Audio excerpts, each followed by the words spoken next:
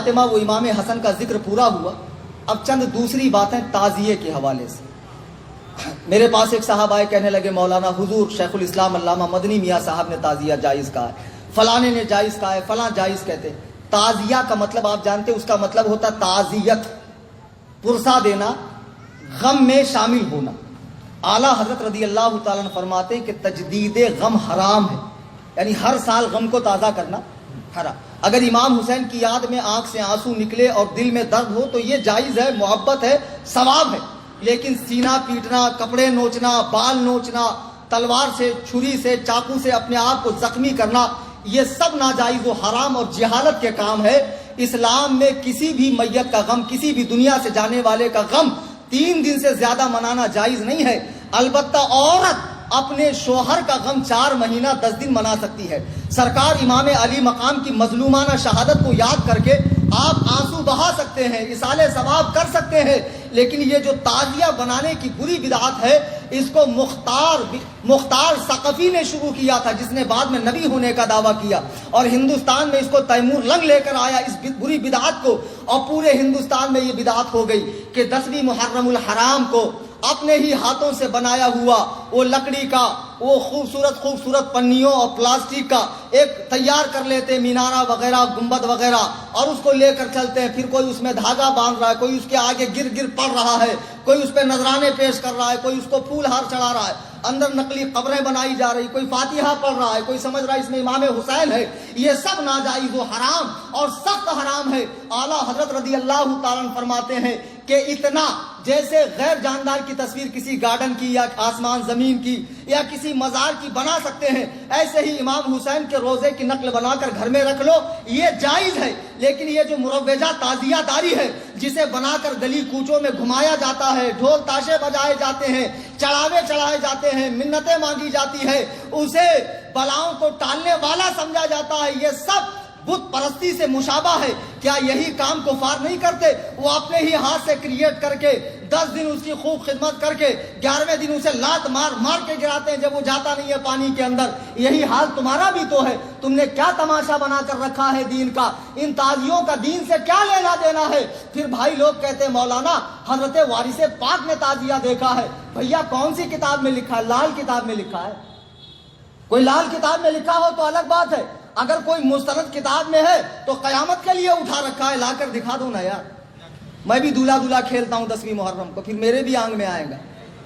کیوں انتظار کر رہے ہو بھائی؟ وارث پاک کو بدنام مت کرو. اور بالفرض اگر وارث پاک نے دیکھا بالفرض, تو وارث پاک نہ قرآن ہے, نہ حدیث ہے, نہ اجماع ہے, نہ قیاس شرعی. کسی کے ذاتی عمل کو دین میں حجت نہیں بنایا جا سکتا ہے. دین میں حجت بنے گا قرآن, حدیث, اجماع, قیاس. کسی کا ذاتی عمل دین میں حجت نہیں بن سکتا ہے. مولانا حشمت علی خان صاحب کو کوئی پرابلم تھی, انہوں نے اوجڑی کھانا شروع کیا ڈاکٹر کے مشورے سے. اس کا حل اوجڑی سے ہی تھا. بعد کے مریدوں نے اوجڑی کو سنت سمجھ لی. ارے بھائی انہوں نے کوئی پرابلم سے کھایا, سنت تھوڑی ہے اوجڑی کھانا, تو مکروہ تحریمی. لیکن کیا سمجھایا جائے؟ تعزیہ داری ایک بری رسم ہے, اتنی بری رسم, اتنی قبیح رسم جو امام حسین کے مقصد پہ پانی پھیرتی ہے.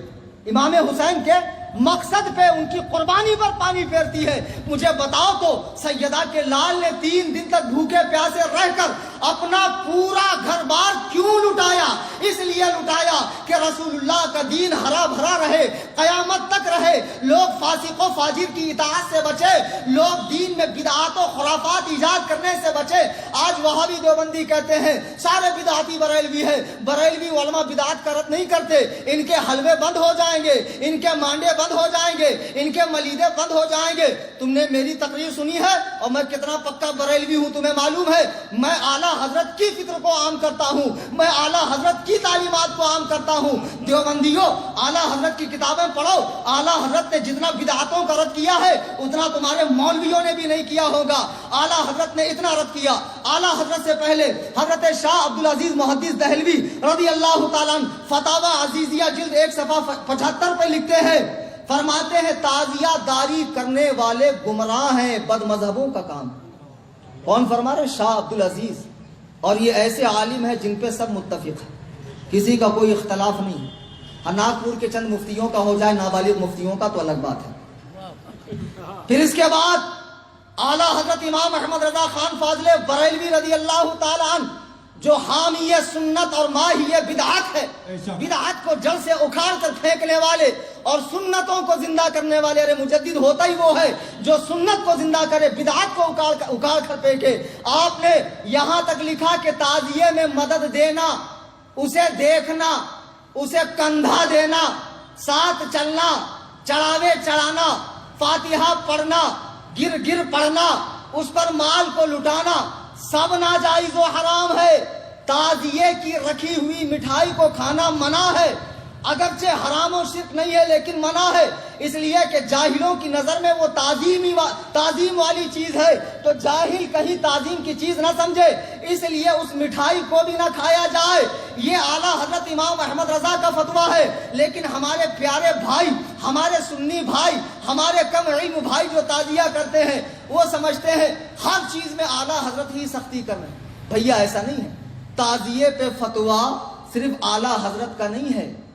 ناگپور شہر کے بہت بڑے عالم حضور فقیہ اعظم ہند مفتی عبدالرشید فتح پوری رحمۃ اللہ، کون؟ ناگپور شہر کے ہی ہے نا، ان کا فتویٰ بھی ہے کہ تعزیے کا سامان مسجد میں رکھنا حرام، مسجد میں بھی رکھنا حرام، اتنی بری چیز ہے تعزیہ۔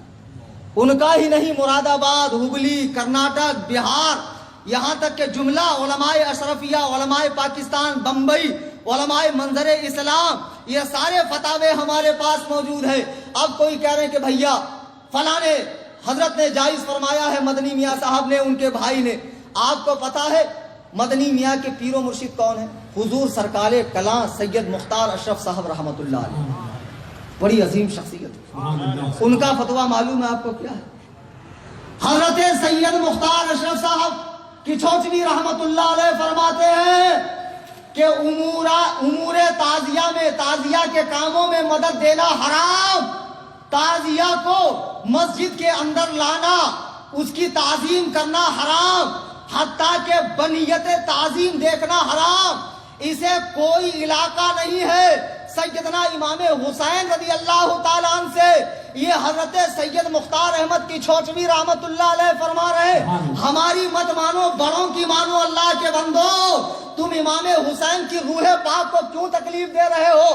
مجھے بتاؤ، کیا سیدہ کے لال نے اسی لیے قربانی دی تھی تم دارو پی کے، چرس پی کے، گانجا پی کے سال بھر ٹانگ اوپر کر کے سوتے رہو، نمازوں میں نہ آؤ، مسجدوں میں نہ آؤ، حقوق العباد نہ ادا کرو، ماں باپ سے صلہ رحمی نہ کرو، پڑوسیوں کا حق ادا نہ کرو، جوا کھیلتے رہو، اور جب محرم کی 10 تاریخ آئے تب غم حسین مناؤ، تعزیہ نکالو، دین کا تماشا بناؤ، سڑکوں کو جام کرو اور لوگوں کو کہنے کا موقع دو کہ ہمیں کیا نام رکھتے ہیں، ان کے یہاں بھی تو یہ سب ہوتا ہے، سڑکوں کو جام کیا جا رہا ہے۔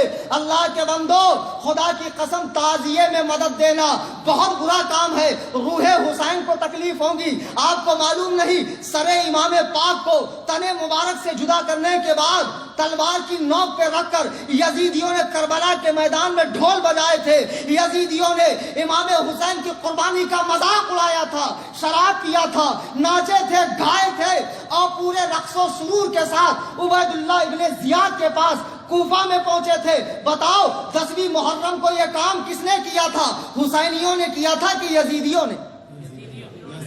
آپ کہتے ہو غم مناتے ہو، یہ کیسا غم منانا ہے؟ کسی کی شہادت پہ ڈھول بجانا یہ غم منانا ہے؟ تمہارا باپ مر جائے، تمہاری ماں مر جائے، تیرا بیٹا مر جائے، پھر بلا، ہجڑوں کو بلوا کے نچوا، ناچنے والیوں کو بلوا، ڈھول بجا اور بڑے دھوم دھام سے اپنے گھر والے کی میت نکال، پھر میں تجھے مانوں گا کہ واقعی غم ایسے منایا جاتا ہے۔ کہیں گے مولانا نہیں ایسے غم نہیں منایا جاتا ہے، پھر رسول کریم کے نواسے کا غم ایسے کیوں مناتے ہو؟ امام حسین کی قربانی کا مطلب یہ ہے کہ ان کے بتائے ہوئے طریقے پہ عمل کرو۔ امام حسین کی قربانی کا مطلب یہ نہیں ہے یہ سواری نکال کے، علم نکال کے، پنجے نکال کے، دلدل نکال کے، یہ تعزیے نکال کے، یہ حال آنا، یہ وجد آنا، یہ قوالی آنا، یہ پنجے، یہ سب کیا ہے؟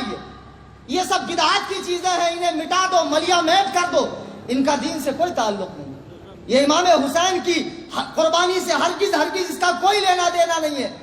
اور اگر کسی کو برا لگے بھائی سب کو اچھا لگے ایسا بیان تو میں کبھی کروں گا ہی نہیں. کسی نہ کسی کو تو برا لگا ہی ہوں, کسی نہ کسی کے چہرے پہ تو 12 بجے ہی ہوں گا. یہ الگ بات ہے کہ دور کے لوگ مجھے نظر نہیں آ رہے, تو خدا کے لیے پیچھے مت بولنا اماں خالہ کی طرح پان پٹی پہ چائے پیتے پیتے. غلط بولے مولانا, نہیں بولنا چاہیے تھا. خود مولانا سے ہی آ کر بول دو, اپنے ڈاؤٹ کلیئر کر لو. اور بھیا اگر تمہارے پاس کوئی دلیل ہے تو لا کر مجھے دے دو, ہم جماعت علماء بھی وہ کریں گے.